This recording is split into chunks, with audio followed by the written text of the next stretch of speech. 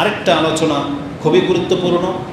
আগামী খুতবা আমাদের দেখা হয় কি হয় না, আগামী দিনগুলোতে আমরা বেঁচে থাকি কি থাকি না এর কোনো গ্যারান্টি নেই। কারণ আপনারা দেখতে পাচ্ছেন মৃত্যু আমাদের খুব ধার প্রান্তে, যখন তখন যে কেউ মরে যাচ্ছে। মরার লক্ষণ ছাড়াও মানুষ মরে যায়। একটা সময় ছিল মানুষ লক্ষণ দেখে বোঝে যে আমি মনে হয় বেশি দিন বাঁচবো না, কিন্তু বর্তমান মৃত্যুগুলো হচ্ছে আকস্মিক মৃত্যু। যে মৃত্যু থেকে রাসূলুল্লাহ সাল্লাল্লাহু আলাইহি ওয়াসাল্লাম আল্লাহর কাছে আশ্রয় চাইতেন, এটাকে আকস্মিক মৃত্যু বলে। মাউতুল ফাজা, যখন তখন চলে আসবে, আর এটা কিয়ামতের আগে বেশি ঘটবে। আপনি বসে আছেন সুস্থ ব্যক্তি, আপনি কি জানতেন 1 মিনিটের মধ্যে আপনার বাস ডুবে যাবে? আপনি কি জানতেন আপনার গাড়ির সিলিন্ডার বাস্ট হবে? আপনি কি জানতেন আজকে রাত্রে আপনার গ্যাস সিলিন্ডার ঘর পুড়ে যাবে? আমি কি জানি যে আজকে আমাদের দেয়াল ধসে পড়ে যাবে?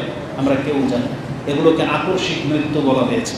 এই জন্য এই মৃত্যু থেকে আমাদেরকে পানাহা চাইতে হবে। যখন এরকমের দৃশ্য আমাদের নজরে আসে, সাথে সাথে আপনি আল্লাহর কাছে আশ্রয় চাইবেন, আল্লাহ আমার জন্য আকস্মিক মৃত্যু না হয়, যে আমি লা ইলাহা ইল্লাল্লাহটা পর্যন্ত যদি জবান দিয়ে বলতে না পারি, আমার ঋণগুলো যদি আমি দেওয়ার ডিক্লেয়ার দিতে না পারি, আমার নেকির কাজগুলো যদি আমি এলান করে যেতে না পারি, তাহলে এটা হচ্ছে আকস্মিক মৃত্যু, মন্দ মৃত্যু। এই জন্য এই ধরনের মৃত্যু থেকে আল্লাহর কাছে আশ্রয় চাইবেন। এরপরে আমাদেরকে যেটা করতে হবে, যে কোনো ভালো কাজ আপনার আমার অভ্যাসে রাখতে হবে। মানে নিয়তটাকে সবসময় ভালো করে রাখতে হবে যে আমি ভালো কিছু করব, আমি খারাপ কিছু করব না, কাউকে ঠকাবো না, কারোর মেরে খাবো না, কারোর সঙ্গে প্রতারণা করবো না। এটা অন্তরটাকে এইভাবে রাখবেন সব সময়। কিন্তু আমাদের চিন্তার মধ্যেই সমস্যা। আমরা লাভবান হব, আমি কোটিপতি হব, আমি ড্যামকেয়ার, আমি দেখে দিব, এরকম চিন্তা নিয়ে আমাদের সকাল হওয়াটা উচিত নয়। সবসময় অন্তরে একটা ভালো চিন্তা নিতে হবে, আমরা ভালো কিছু করতে পারি বা না পারি, কিন্তু চিন্তাটা ভালো থাকতে হবে এক। তারপরে যে কোনো ভালো কাজ নিজের অভ্যাসে রাখতে হবে। এর অনেকগুলো কারণ। তার একটা কারণ হলো, এই ভালো কাজ করেন আবার ছেড়ে দিলেন, এটা আল্লাহর কাছে পছন্দনীয় না। আল্লাহর কাছে পছন্দনীয় কি? দায়মান, যদিও সেটা অল্প। রমজান মাসে আপনি 8 রাকাত পড়েছেন, কেউ 10 রাকাত পড়েছেন, লম্বা করে পড়েছেন, এটা আল্লাহর কাছে কদর তখন হবে যে আজকে রাত্রেও যদি আপনার 2 রাকাত নামাজ থাকে, কালকেও যদি 2 রাকাত পড়ে থাকেন, তারপরেও পড়ে থাকেন, এইভাবে। মানে যেই সালাত প্রত্যেক রাতে থাকবে, যেই দান সাদাকা প্রতিনিয়ত থাকবে, যেই সাদাকা প্রত্যেক মাসে থাকবে, যেই সিয়াম প্রত্যেক মাসে থাকবে, এই ধরনের ইবাদতগুলোকে আল্লাহ পছন্দ করেন। রাসূলুল্লাহ সাল্লাল্লাহু আলাইহি ওয়াসাল্লামকে জিজ্ঞাসা করা হয়েছে, সুইলা আইয়ুল আমালি আফদাল, কোন ইবাদত আল্লাহর কাছে পছন্দনীয়? বলেছেন আদওয়ামুহু ওয়া ইন কাল্লা, যদিও সেটা অল্প হোক, কিন্তু যেটা নিয়মিত করা হয় এটা হচ্ছে আল্লাহর কাছে পছন্দনীয়। যাতে আমরা প্রতিদিন দোহার 2 রাকাত সালাত আদায় করতে পারি, ইশরাক করতে পারি, 1 পৃষ্ঠা যেন কোরআন পড়তে পারি, এটা প্রতিদিনের রুটিনে থাকতে হবে। প্রতিদিন আপনার আমার দ্বারা একটা ভালো কাজ থাকতে হবে, যেটা অভ্যাসগত, যেটা মরার আগ পর্যন্ত ছুটবে না। এটার উপকারিতাটা কি সেটা আমি আপনাকে বলি। কয়েকটা পয়েন্টের মধ্যে একটা পয়েন্ট হলো, আজকে আমরা এখানে সুস্থ আছি, অনেকে অসুস্থ আছে, কালকে আমি অসুস্থ হয়ে যাব, আপনি অসুস্থ হয়ে যাবেন। এই সুস্থ থাকায় আজকের যে রিজার্ভ, যে রুটিন, এটাকে যদি একটা রুটিনে পরিবর্তন করতে পারেন, আমি আর আপনি কতদিন বিছানায় থাকবো জানি না, হসপিটালে থাকবো জানেন না। যেই দিন আপনার আমার সাথে এমনটা হবে যে আমি আর আপনি অভ্যাসগত ইবাদত করতে পারতেছি না, কিন্তু আমাদের রব আমাদের জন্য এমন একটা নিয়ম লিখে দিয়েছেন, যেই ব্যক্তি সুস্থ থাকতে যেই ইবাদতগুলো প্রতিদিন করে, প্রতিনিয়ত করে, সে যদি অসুস্থ হয়ে বিছানায় পড়ে থাকে বছরকে বছর, সেই ইবাদত না করেও সে সমপরিমাণ নেকি পেতেই থাকবে। এটা আল্লাহ সুবহানাহু ওয়া তাআলার পক্ষ থেকে ফয়সালা করা হয়েছে। ইমাম বুখারী রাহিমাহুল্লাহ ইমাম একটা হাদিস এনেছেন, ইজা মারিদাল আবদু আও সাফারা, যখন কোনো বান্দা অসুস্থ হয়ে যায়, আও সফরে চলে যায়, কুতিবা লাহু মিসলু মা কানা ইয়ামালু মুকিমান সাহিহান, সে সুস্থ থাকতে, বাড়িতে থাকতে যে ইবাদতগুলো করত, সে অসুস্থ হয়ে যাওয়ার কারণে আল্লাহ তার আমলনামার মধ্যে সেই নেকি ওইভাবেই লিখতে থাকে যতদিন সে অসুস্থ থাকবে। এটা ইমাম বুখারী রাহিমাহুল্লাহ কোট করেছেন, যেটা আপনি 2996-তে পেয়ে যাবেন।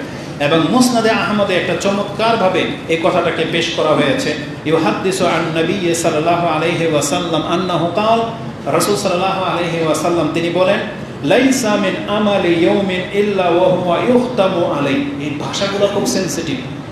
রাসূল বলেছেন, এমন কোনো ব্যক্তি নাই যে আজকে সন্ধ্যাবেলা তোমার আমলনামার উপরে একটা খতম নামানো হবে। তার মানে প্রত্যেক দিনের রিপোর্ট একটা ফাইল জমা করা হয়, এই ফাইলটাকে ক্লোজ করা হয় এবং এটাকে ওই যে আগের দিনের মতো সিলগারা করা হয়। এটা কিয়ামতের মাঠ পর্যন্ত এই সিল আর খুলবে না। এটা এইভাবেই নেকি থাকলে নেকি, পাপ থাকলে পাপ লিখে এটা আজকের ফোল্ডারটাকে এটাকে বন্ধ করে দিয়ে সিলগারা করে আপনার আমলনামার ফাইলে তুলে দেওয়া হয়। এটা প্রতিদিন সন্ধ্যাবেলা করে, প্রতিদিন এটা করা হয়। বলছে লাইসা মিন আমালি ইয়াউমিন, এমন কোন দিনের আমল নাই ইল্লা ওয়া হুয়া ইউখতামু আলাই, যেই আমলের উপরে খতম না করা হয়, তার মানে স্টাম্পিং করে এটা রেখে দেওয়া হয়। ফা ইজা মারিদাল আবদু, যখন একজন বান্দা অসুস্থ হয়ে যায়, কালাতিল মালাইকা, একজন ফেরেশতা বলে ইয়া রাব্বি আবদুকা ফুলানুন কাদ হাবাসাহু, আপনার এই বান্দা তো বাধা পড়ে গেছে। কি বাধা পড়ে গেছে? সে তো ইশরাকে 2 রাকাত নামাজ পড়তো, আজকে তো বিছানা থেকে উঠতে পারতেছে না। সে তো কোরআন পড়তো, সে তো দান সাদকা করতো, সে তো অভাবী হয়ে গেছে বা অপারগ হয়ে গেছে, সে তো হুইল চেয়ারে বা বিছানায়।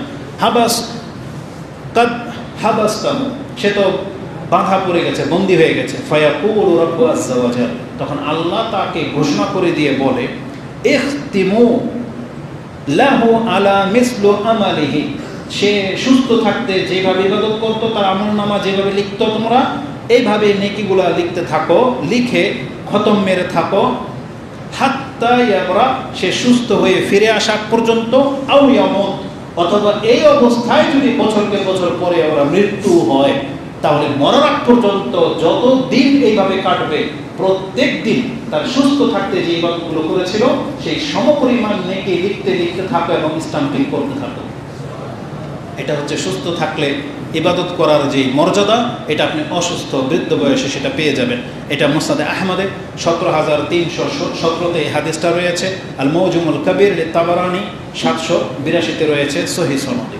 তাহলে এটা ছিল একটা দিক যে সব সময় ভালো কাজ করতে থাকলে এটা আপনার অসুস্থতার সময়ে কাজে আসবে। দ্বিতীয় আরেকটা হচ্ছে রাসূলুল্লাহ সাল্লাল্লাহু আলাইহি ওয়াসাল্লাম আমাদেরকে বলেছেন ফিতনা খুব ঘনিয়ে আসবে, খুব দ্রুত আসবে, আর ফিতনার যুগে আমরা আছি, এই ফিতনা দিন দিন বাড়বে।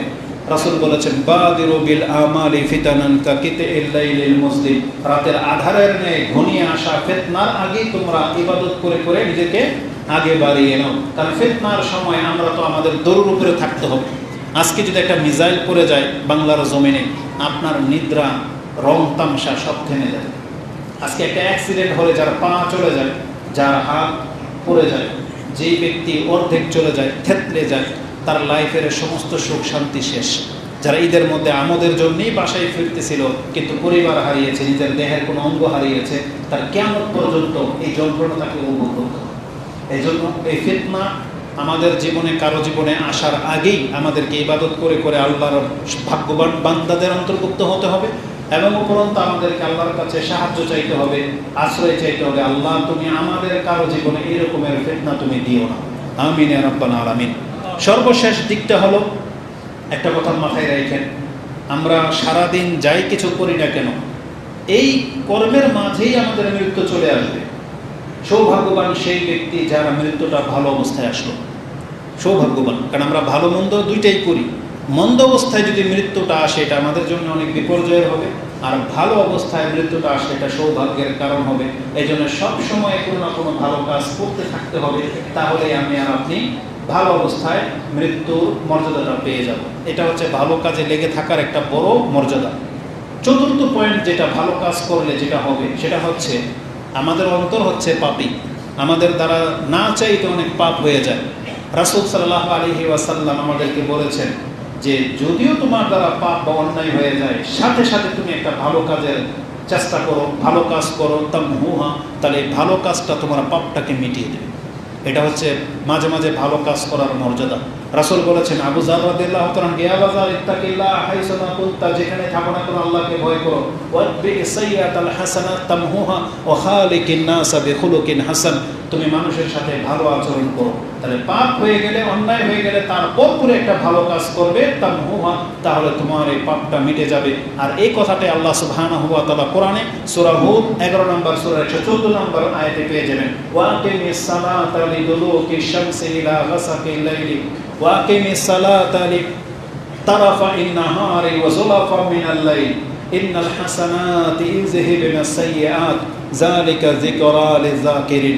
আল্লাহ বলেছেন নিশ্চয়ই উপদেশ গ্রহণ করা ব্যক্তিদের জন্য এটা উপদেশ গ্রহণ করার মতো একটা উপদেশ যে তোমাদের ভালো কাজ তোমার পাপটাকে মিটিয়ে দেয়। অতএব আমাদেরকে ভালো কাজে লেগে থাকতে হবে, এটা অত্যন্ত গুরুত্বপূর্ণ। আমরা আল্লাহ সুবহানাহু ওয়া তাআলার কাছে তৌফিক কামনা করি। আল্লাহুম্মা আইন্না আলা যিকরিকা ওয়া শুকরিকা ওয়া হুসনি ইবাদাতিকা। আল্লাহ তুমি আমাদেরকে সাহায্য করো, আমরা যেন তোমার শুকরগুজার বান্দা হতে পারি, আমরা যেন তোমার সৎ ইবাদতকারী বান্দা হতে পারি, এবং আমরা যেন ওই ইবাদত করতে পারি যে ইবাদত তোমার কাছে কবুলযোগ্য হবে। আল্লাহুম্মা তাকাব্বাল মিন্না সিয়ামানা ওয়া কিয়ামানা ওয়া রুকুআনা ওয়া সুজুদানা ওয়া সাইরাল আমাল। আল্লাহুম্মা ওয়াফফিকনা মিম্মা ওয়াফফাকা লাইলাতুল কদর। আল্লাহুম্মা তাকাব্বাল মিন্না ইয়া রাব্বাল আলামিন। রাব্বানা আতিনা ফিদ দুনিয়া হাসানাহ ওয়া ফিল আখিরাতি হাসানাহ ওয়া কিনা আযাবান নার। আল্লাহুম্মা আইজ্জাল ইসলাম ওয়াল মুসলিমিন والمسلمين وأذل الشرك والمشركين ودمر أعداءك أعداء الدين من اليهود والصليبيين والخارجين والمنافقين يا رب العالمين. اللهم إياك نعبد ولك نصلي ونسجد وإليك نسعى ونخفض نرجو رحمتك ونخشى عذابك يا رب العالمين. أنت ولينا ومولانا فانصرنا على القوم الكافرين. عباد الله رحمكم الله، إن الله يأمركم بالعدل والإحسان وإيتاء ذي القربى وينهى عن الفحشاء والمنكر والبغي يعظكم لعلكم تذكرون. اذكروا الله يذكركم ولذكر الله أكبر والله يعلم ما تصنعون. السلام عليكم ورحمة الله وبركاته.